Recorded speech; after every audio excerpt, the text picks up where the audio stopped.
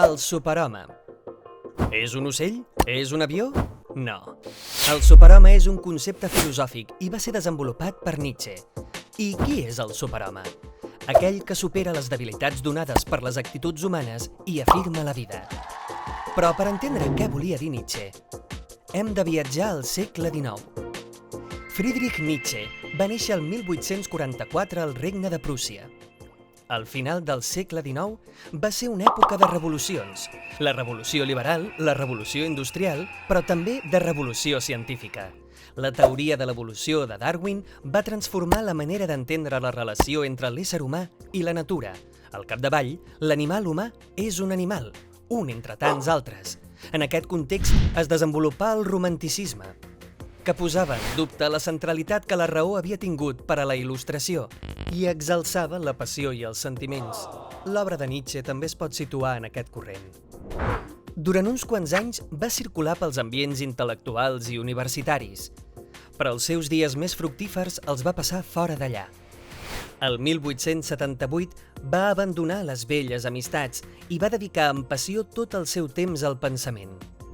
El 1889, però, va patir un col·lapse mental que el va deixar en estat catatònic i va passar els anys següents sota l'empara de la seva germana, fins que va morir. El pensament de Nietzsche es pot resumir en 5 idees principals. 1. Les forces de la vida, Apol·lo i Dionís. Per a Nietzsche, a la vida hi ha dues menes de força. Fa servir els noms dels déus grecs Apol·lo i Dionís per referir-s'hi i diferenciar-les. Apol·lo representa el sol, la bellesa, la raó i la mesura. Dionís, en canvi, representa el caos, el plaer, l'embriaguesa i la desmesura. Per això, afirma que la vida té un vessant apol·lini i un altre de dionisíac. És apol·línia perquè la vida és bella, perquè es pot prendre amb ordre i decorar amb formes belles. Però també és dionisíaca, perquè la vida, en la seva profunditat, es mou per forces caòtiques, forces que són incontrolables i desmesurades. 2. Desig de poder. Per a Nietzsche, el motor del món és la voluntat de poder. Es troba en totes les forces naturals, també a les humanes. Tots els éssers vius tenen com a objectiu sobreviure, prosseguir, expandir-se, demostrar la pròpia força i canviar la resta de forces. La voluntat de poder és un desig inacabable, una mena d'afany interior d'objectes i éssers que necessita ser exterioritzada contínuament. I com s'exterioritza? Mitjançant la creativitat, creant, transformant i destruint. La creativitat no és només humana, la tenen totes les forces. 3. Nihilisme, una malaltia a superar. Segurament Nietzsche és qui més ha criticat els valors del cristianisme d'una manera profunda. Va anunciar que Déu ha mort, demostrant que sense Déu tot el nostre sistema de valors s'esmicola. Els valors són donats a les coses pels éssers humans i per això hem de ser també nosaltres qui tornem a donar valor a la vida una altra vegada per sortir de la situació de submissió. Nietzsche ens convida a sortir del ramat. El nihilisme, per definició, és un corrent que nega el sentit i el valor de la vida. Segons el nihilisme, la vida no té ni pot tenir cap sentit. Per a Nietzsche, però, l'únic valor que cal seguir és el de la pròpia vida, incloent-hi la seva part caòtica i dionisíaca.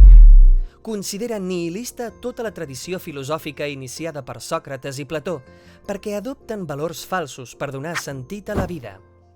El bé i la veritat, per exemple.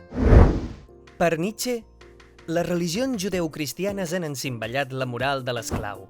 A la societat es menysprea moralment qui és fort i té poder, i es declara la guerra al sexe, als instints i als sentiments.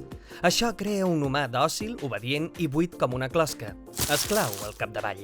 Nietzsche critica totes dues actituds contràries, l'idealisme, perquè intenta donar un sentit racional a la vida, i el nihilisme, on no hi ha valors i res no té vàlua. 4. Vitalisme.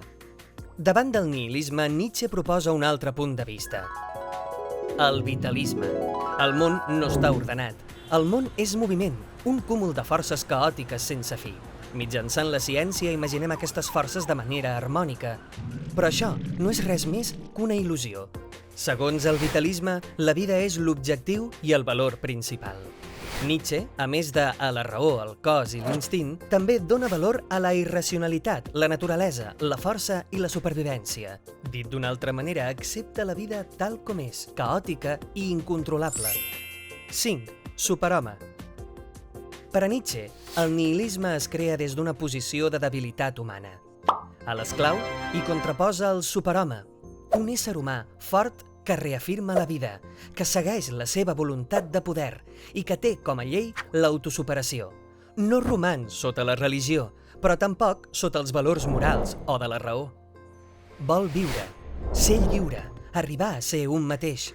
Des del punt de vista del superhome, la llibertat és l'activitat d'una voluntat forta. Qui estigui sota les normes i moral universals és feble i s'anirà afeblint. Cal referir-nos també al desenvolupament d'aquestes idees després de la mort de Nietzsche. La seva germana va obtenir la propietat de l'obra un cop mort el filòsof i, essent antisemita i propera al nazisme, va maldar per situar el seu ideari al servei del pensament nazi. Per tant, indirectament, el pensament de Nietzsche també va contribuir a desenvolupar el nazisme. Això no vol dir, però, que Nietzsche fos nazi. És més, sabem que, en els darrers anys, havia rebutjat la deriva nacionalista i antisemita d'Alemanya. D'això també se'n pot aprendre alguna cosa.